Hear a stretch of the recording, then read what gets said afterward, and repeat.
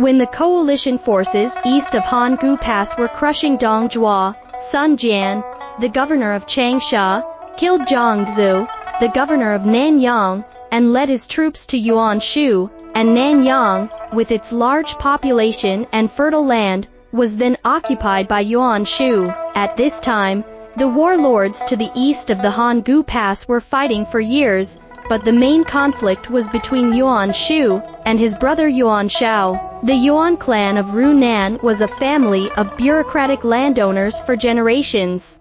In the Eastern Han Dynasty, the three most important ministers, who held the highest military and political power, were known as the three counselors, namely, the Chancellor of War, who was in charge of the national military, the Chancellor of Masses, who was in charge of the national government, and the Chancellor of Constructions, who was in charge of the national supervision and law enforcement. Yuanan served as Chancellor of Masses and Constructions in the reign of Emperor Zhang of Han. Yuanan had three sons, the third of whom, Yuan Chang, also served as Chancellor of Constructions in the reign of Emperor An of Han, and the second son, Yuan Jing, served as the governor of Shu Commandery, and was one of the most influential scholars in the Eastern Han Dynasty. Yuan Jing's son, Yuan Tang, held the posts of Chancellor of Masses, Constructions and War. Yuan Tang's three sons, Yuan Cheng, Yuan Feng, and Yuan Wei. Among them, Yuan Cheng became a left general of the court gentlemen. Yuan Feng and Yuan Wei also achieved one of the three counselors. Yuan Feng was named as Chancellor of Constructions, Yuan Wei was named as Chancellor of Masses. 4 generations of the Yuan clan had been named as the three counselors, and so it is called three counselors in 4 generations. Yuan Feng is the father of Yuan Shao and Yuan Shu, but the difference is that Yuan Shu is a direct descendant, while Yuan Shao is a concubine, although they are all members of Yuan clan. However, there is still a gap compared to the status of Yuan Shao and Yuan Shu, which is why Yuan Shu despised Yuan Shao in his heart and scolded him as a slave. However, because Yuan Cheng, who was the elder brother, died early and had no heir, Yuan Feng, in order for Yuan Cheng to have an heir, passed him on to Yuan Cheng when Yuan Shao was very young, so Yuan Shao actually outranked Yuan Shu in the clan status of his peers, which made Yuan Shu hold a grudge even more against Yuan Shao. In terms of personal charisma, Yuan Shao is much stronger than Yuan Shu. Yuan Shao is handsome, has a good temperament, treats people with generosity, does not show his happiness and anger, and has successfully portrayed himself as the leader of the scholars and the political representative of the bureaucratic group, and has become famous because of his decisive killing of eunuchs and openly resisting Dong Zhuo. When the coalition forces chose the leader of the alliance, they unanimously proposed that Yuan Shao should be the leader.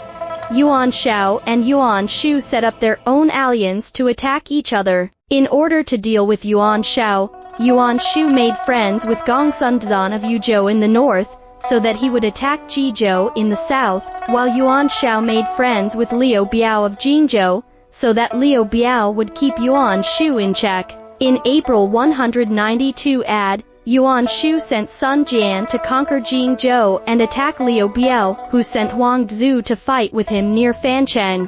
In the fierce battle, Sun Jian was shot and killed, and his son Sun Che led the rest of his troops, who continued to depend on Yuan Shu. In the winter of the same year, Yuan Shu and Gongsun Zan attacked Yuan Shao and Cao Cao, who was nominally part of Yuan Xiao's clique, from the north and south. Yuan Shao soon defeated Gongsun Zan at Longzhou, and Cao Cao defeated Yuan Shu at Fengqiu, and Yuan Shu was forced to leave Nanyang, and retreated to Shouchun as the north and south of Cao Cao, and Liu Biao pressed him. In 195 AD, Yuan Shu told the court to appoint Sun Che as a retainers of Zhichong, gave him more than 1,000 soldiers and dozens of horses, and sent him to east of Yangtze River to attack Liu Yao, the governor of Yangzhou province, when he was only 20 years old. The Yangtze River, between Wuhu and Nanjing, flows in a southwestern-northeastern direction, so people used to call the area on the right bank of the Yangtze River from here on as the Jiangdong region, and the area on the left bank of the Yangtze River as the Jiangxi region, which is not the same concept as the current Jiangxi province. Sun Ce was a brilliant and intelligent man with great courage and skill in martial, as well as a bold and uninhibited character who liked to make friends with heroes, and was already well known when he was young. Sun Ce was not only very brave in battle, but also being handsome.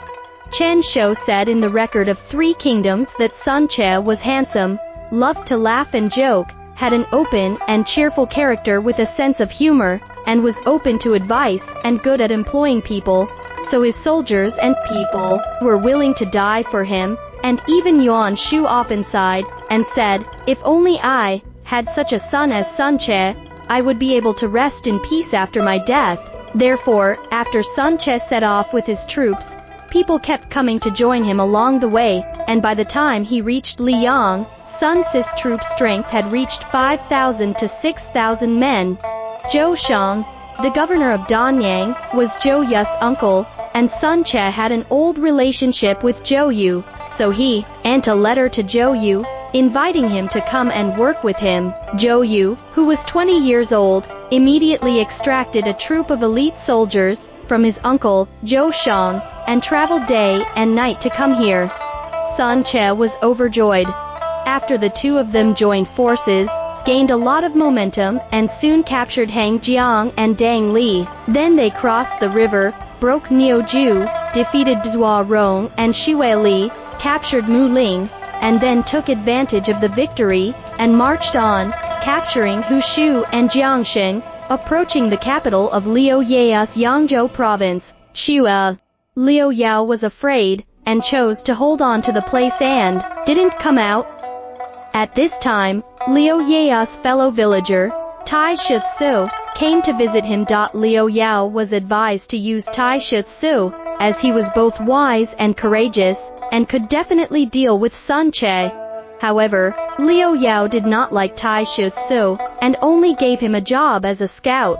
During an outing for scouting, Tai Shisi suddenly met Sun Ce at Shanting. At that time, Sun Ce had 12 men with him, including such fierce generals as Huang Gai and Han Dang, while Tai Shitsu had only one man with him, but Tai Shitsu was not afraid to go up to Sun Ce and fight with him alone, and their martial skill were in a tough fight between them. Sun Ce first stabbed Tai Shisi's horse, and took the halberd on his back, while Tai Shitsu took off Sun Ce's helmet, when both sides arrived at the same time, so they left. Sun Ce's bravery was well known to the world. Since his debut, he had never been defeated. Tai Shitsu could fight with him to a draw, so it could be seen that his martial skill was exquisite, and Tai Shitsu was also good at governing the army. His timely appearance to Liu Yao is simply a gift from heaven. However, because of his humble background, Liu Yao still refused to reuse him. In 196 AD, Sun Ce captured the city of Chua. Liu Yao fled to Yuzhong, and died a year later. At this time, Sun Ce's strategists were Zhang Hong, Zhang Zhao, Qin Song, and Chen Duan. His generals were Zhou Yu, Lu Fan, Cheng Pu, Huang Gai, Han Dang, Zhu Ju, Jiang Qin, Zhou Tai, Chen Wu and Ling Cao, as well as Sun Jing, Sun Ben, Sun Fu, and Sun Yi in the clan, so the core team had been completed.